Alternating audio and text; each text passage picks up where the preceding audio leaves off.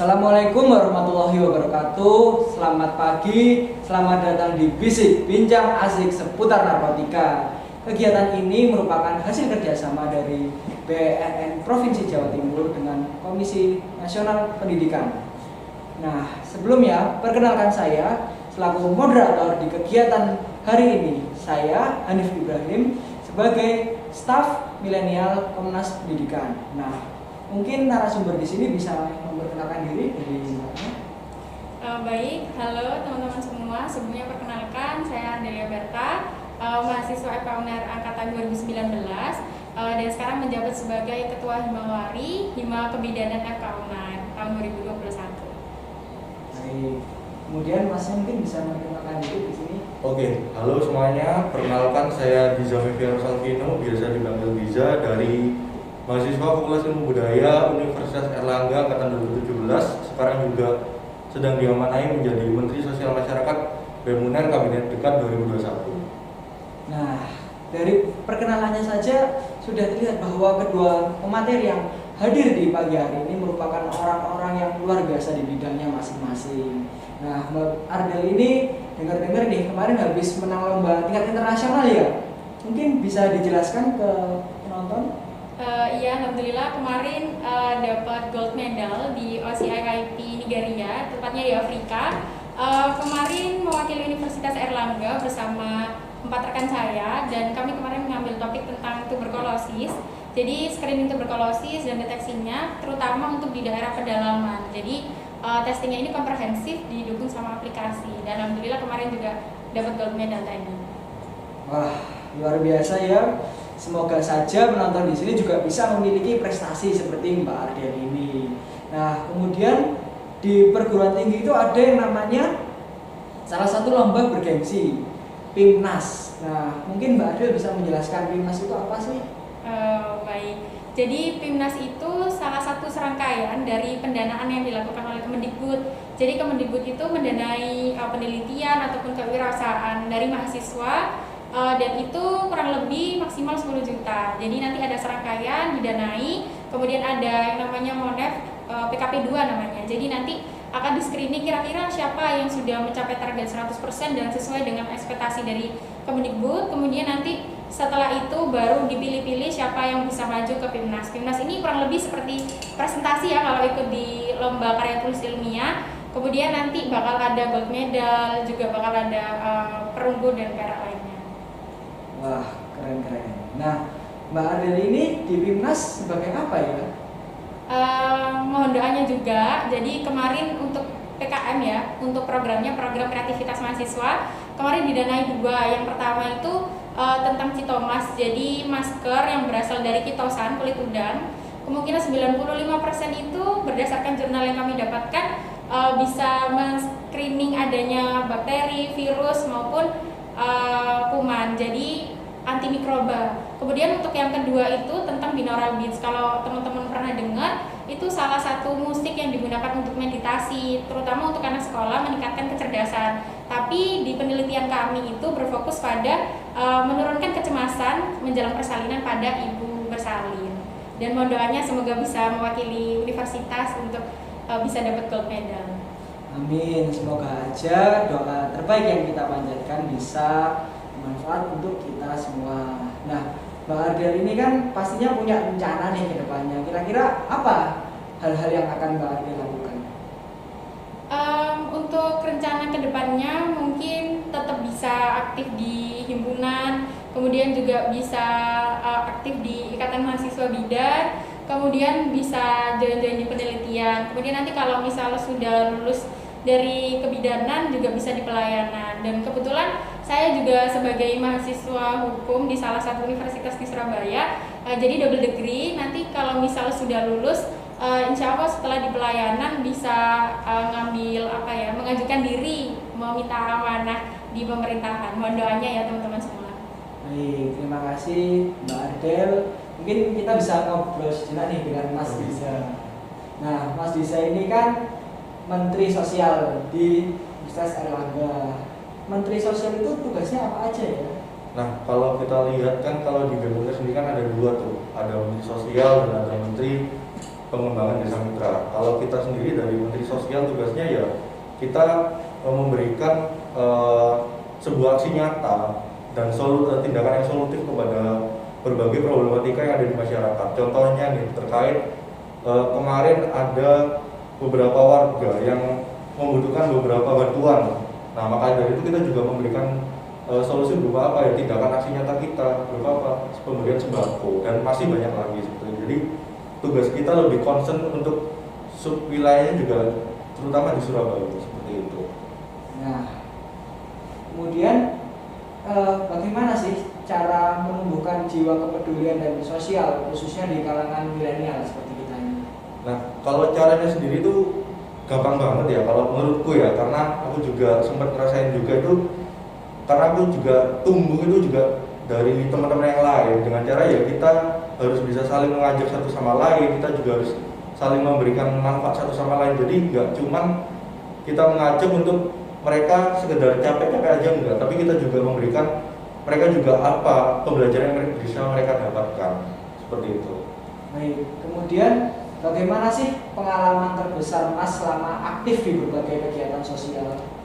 Pengalaman terbesar itu waktu aku jadi delegasinya Ekspedisi Nusantara Jaya, salah satu programnya Kementerian Koordinator Maritim punyanya Pak Luhut di Panjaitan. Nah, itu pengalaman terbesar menurutku karena apa? Kita satu tim berisi 25 orang, kita diberangkatkan ke Pulau 3T yang benar-benar sangat minim lah akan fasilitas baik dari ekonomi, pendidikan dan apapun itu. Dan di sana kita benar-benar melakukan pembangunan dan berbagai sosialisasi untuk warganya di sana selama kurang lebih ya 1 bulan lah di sana.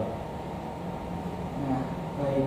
Kemudian nih, saat ini negara Indonesia bahkan dunia sedang mengalami pandemi global karena coronavirus. Nah, bagaimana peran dari anak muda maupun elemen-elemen lain bisa menjadi solusi dari permasalahan ini? Perannya yang pertama adalah kita juga harus mematuhi yang namanya protokol kesehatan. Bagaimanapun itu juga cukup membantu untuk mengurangi penyebaran virus COVID-19 pada saat ini. Yang kedua adalah kita juga bisa saling mengingatkan satu sama lain akan kebijakan-kebijakan pemerintah yang ada, dan juga kita mungkin juga bisa memberikan solusi-solusi ke depannya. Bagi misal ada yang terdampak, ibaratnya gerakan warga bantu warga contohnya seperti itu merupakan tindakan yang solutif menurut saya. Ya, luar biasa sekali apa yang sudah dipaparkan oleh Mas Rizal. Nah, karena kegiatan ini juga didukung penuh oleh Badan Narkotika Nasional, mungkin kita bisa menyambungkan dengan apa yang sudah dibincangkan tadi terkait topik narkotika. Mungkin Mbak Adel kan seorang mahasiswi kebidanan ya. Ya, bagaimana sih pengaruh atau dampak buruk dari penggunaan narkotika terhadap ibu maupun bayi? Dampak dari penggunaan narkotika pada ibu maupun bayi itu sebenarnya cukup besar ya. Jadi untuk ibu hamil yang biasanya mengkonsumsi makanan bernutrisi, tiba-tiba mengkonsumsi narkotika, itu berpengaruh pada perkembangan janinnya. Kemudian biasanya lahirnya itu kalau misal teman-teman sering dengar stunting atau juga bisa ada cacat-cacat lainnya. Kemarin juga pernah ada salah satu kasus yang saya dengar. Jadi ibunya itu ternyata mengkonsumsi narkotika, dan pada saat hamil ternyata ketika anaknya lahir itu bibirnya sumbing. Nah, itu juga salah satu kecacatan yang juga diakibatkan karena dampak buruk dari narkotika tersebut. Nah, bagus sekali. Kemudian tadi kita juga sudah dijelaskan tentang prestasi-prestasi yang dimiliki oleh Mbak Ardel. Nah, kira-kira nih kalau orang sebagai pengguna narkotika ada nggak pengaruhnya terhadap prestasi yang dimiliki? Pasti ada banget ya. Kalau misal kita sudah aktif berprestasi, mulai dari waktu, kemudian tenaga semuanya disita, tiba-tiba juga mengkonsumsi narkotika tadi, itu ada beberapa efek yang jadi nggak fokus sama hal-hal yang kita sukai karena ada penyimpangan lain di situ, dan penyimpangannya itu bukan penyimpangan yang baik juga, arahnya lebih ke buruk. Jadi selain prestasinya nanti bisa menurun, kemudian kinerja dan sosialisasinya juga, sosialisasi dengan masyarakat itu menurun. Jadi dari berbagai aspek itu bukan malah semakin baik, bukan malah stagnan, tapi malah menurun.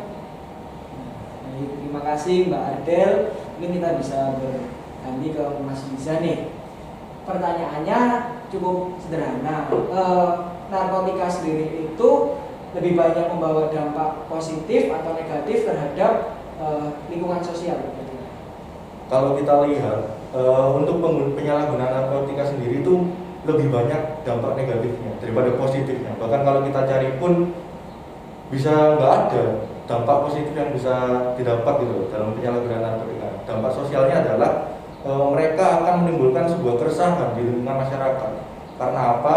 Karena dari dampak penyalahgunaan narkotika itu tadi menimbulkan sifat candu bagi penggunanya, yang mana mereka mau nggak mau akan menekan harus mengonsumsi itu terus. Nah, efeknya apa? Efeknya adalah mungkin bisa meningkatnya kriminalitas, karena mau nggak mau mereka juga harus mendapatkan uang untuk bisa membeli barang tersebut. Bisa juga tiba-tiba mereka menjadi kurir atau bandar dari penyebaran narkotika itu tadi. Jadi kalau kita lihat ya nggak ada sama sekali dampak positif yang bisa didapat seperti itu.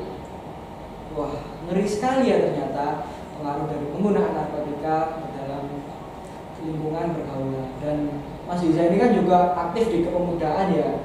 Bagaimana sih membentengi pergaulan kita supaya tetap sehat, namun masih bisa bergaul dengan banyak orang? Nah, caranya cukup mudah. Yang pertama adalah kita harus tahu hobi kita itu apa, hobi kita sendiri itu apa. Lalu yang kedua ya, kita menyibukkan diri atau mengimplementasikan hobi-hobi kita itu ke hal yang positif. Betul. Contoh saya sendiri, hobi saya adalah saya suka bergerak di bidang sosial. Maka dari itu saya juga sering aktif di gerakan-gerakan sosial maupun itu di internal kampus, contohnya di BEM UNER sendiri. Lalu ada di ekstra kampus, contohnya kayak Satria Maritim Project, yaitu program pengabdian di Pulau 3T. Jadi bagaimana caranya kita harus tahu hobi kita itu apa, lalu kita lakukan itu dengan hal yang positif seperti itu. Nah, baik sekali. Kemudian nih, dengar-dengar Mas Biza punya satu konsep dan gagasan besar tentang selaras berantas narkoba demi generasi emas. Nah, dari judulnya itu menarik. Itu gimana ya? Saya jadi penasaran terhadap itu. Nah, jadi itu berangkat dari keresahan kita ya, melihat bahwasanya kalau aku lihat dari data BNN juga adanya COVID-19 ini juga meningkatkan penggunaan narkotika gitu ternyata. Nah, maka dari itu juga BEM UNER terutama Kementerian Sosial Masyarakat kemarin akhirnya menyelenggarakan seminar webinar tepatnya terkait dalam peringatan Hari Anti Narkotika Internasional. Dari situ kita juga membangun sebuah gerakan yaitu deklarasi anti narkotika. Nah, fokusnya adalah kita akan memulai di Surabaya dulu, karena bagaimanapun kampus Unpad kan ada di Surabaya. Nah, itu adalah kita mencoba untuk kedepannya bekerja sama dengan terutama BNN Jatim pastinya itu, lalu dengan stakeholder maupun NGO yang ada di Surabaya guna mendukung gerakan itu tadi. Jadi supaya mungkin dengan adanya gerakan itu kita bisa melakukan membangun kader anti narkoba di masing-masing kelurahan maupun tingkat RW seperti itu. Baik. Kemudian nih kan di sini kedua materi merupakan mahasiswa dan mahasiswi. Bagaimana sih narkotika itu bisa menyerang anak muda? Mengapa narkotika konsumen terbesar itu anak-anak muda? Mungkin Mbak Ardil bisa menjelaskan. Narkotika itu memang berdasarkan data yang kami dapatkan itu memang menyasarnya memang anak muda. Karena mungkin anak muda itu mereka pada tahap transisi ya, mulai dari mentalnya dari pada saat pembelajar kemudian menuju ke lapangan kerja, yang mana dunia kerja itu memang rentan dengan yang adanya mulai dari anak muda itu mulai rentan dengan adanya lingkungan yang berbeda ya dengan pada saat mereka belajar. Jadi ketika nanti di sana terpapar dengan adanya kesulitan, kemudian mereka mencari jalan keluar. Nah, jalan keluar ini biasanya ada yang menempuh karena berdasarkan teman-temannya menyarankan hal yang positif dan ada yang negatif. Nah, negatif ini memang mengarahnya ya bisa cari sensasi yang baru aja nih, bisa konsumsi ini ataupun jadi dia nggak sadar karena memang kebingungannya tadi akhirnya menimbulkan kecanduan yang tadi disampaikan oleh Masnya, dan akhirnya kecanduan tersebut yang membuat tadi uangnya habis, terus akhirnya dari bandar tadi menyusun strategi untuk ya ini loh jualan ini aja, akhirnya dari pengkonsumsi biasa jadi bandar yang seperti itu. Dampaknya juga cukup besar untuk anak-anak muda. Kalau misal menyasar ke yang lebih tua ataupun anak-anak, itu segmentasi mereka atau pemikiran mereka itu tidak seliar anak muda dan tidak semudah ketika menyasar anak muda. Begitu. Wah, menarik sekali nih. Nah, kemudian Mas Diza ini kan sering memikirkan program-program berdasarkan SDGs, Sustainable Development Goals. Bagaimana sih peran narkotika dalam menghambat pencapaian-pencapaian di SDGs? Wah, kalau itu sangat banyak ya saya rasa. Cuman kita mungkin bisa fokuskan terkait di bidang kesehatan maupun pendidikannya. Contohnya narkotika, dengan adanya tingkat konsumsi narkotika pada pemuda atau milenial di bidang pendidikan ini membuat mereka hilang akan kreativitasnya. Kalau kita lihat, bahkan dunia pendidikan ini perlu anak-anak yang memiliki tingkat kreativitasnya tinggi, gitu kan? Karena itu juga menunjang akan pencapaian maupun prestasi yang akan mereka dapat, gitu kan. Nah, lalu kalau kita lihat dalam bidang kesehatan sendiri, dengan adanya peningkatan konsumsi narkoba itu tadi, banyak dari mereka yang sudah memiliki candu itu tadi lalu tidak dapat membeli barang tersebut, mereka akan mengalami yang namanya mungkin ini ya, sedikit efek dari obat tersebut karena sudah lama tidak memakai, gitu kan. Maka banyak juga kan dari anak-anak mungkin yang karena sudah tidak mampu membeli, mereka juga memiliki penurunannya imun, entah apapun itu yang mengganggu kesehatan mereka juga. Jadi itu sangat menghambat sekali terkait SDGs yang ada pada saat ini. Nah, baik, makasih Mas Diza. Nah, saya tiba-tiba teringat kalau Mbak Ardel ini punya segudang pemikiran dan inovasi. Kira-kira ada nggak ya hal yang bisa kita tulis atau inovasi dalam pencegahan narkotika khususnya di milenial? Inovasi yang terkait dengan pencegahan penggunaan narkotika di generasi milenial itu, kalau misal milenial erat kaitannya dengan generasi, kemudian masyarakat dan orang-orang yang ada di sekitar kita, teman-teman kita. Jadi mungkin bisa kita kembangkan ke arah komunitas atau juga mengembangkan campaign yang berkaitan dengan adanya penurunan atau memberantas adanya narkotika. Tapi seiring dengan adanya zaman ya, digitalisasi, kita juga bisa kembangkan dan strategikan itu dengan adanya digitalisasi ini. Mungkin bisa membuat campaign bentuk di TikTok ataupun di aplikasi lain. Nah, nanti kita nyasarnya nggak di narkotikanya, jadi itu jadi selingan di sana, tapi arahnya memang ke situ. Misal berkaitan dengan hobi, saya hobinya ya nulis, kemudian neliti dan juga berorganisasi. Mungkin nanti ke arahnya itu lebih ke sharing, terus nanti di akhirnya itu bisa diselipkan ternyata narkotika itu bisa menghambat semua yang disampaikan di awal tadi. Jadi ketika di awal masyarakat yang menonton terhipnotis, kemudian di akhir nanti ternyata bisa seperti itu. Baik, terima kasih. Mungkin karena keterbatasan dengan waktu, Mbak Ardel bisa menyampaikan closing statement dari ini.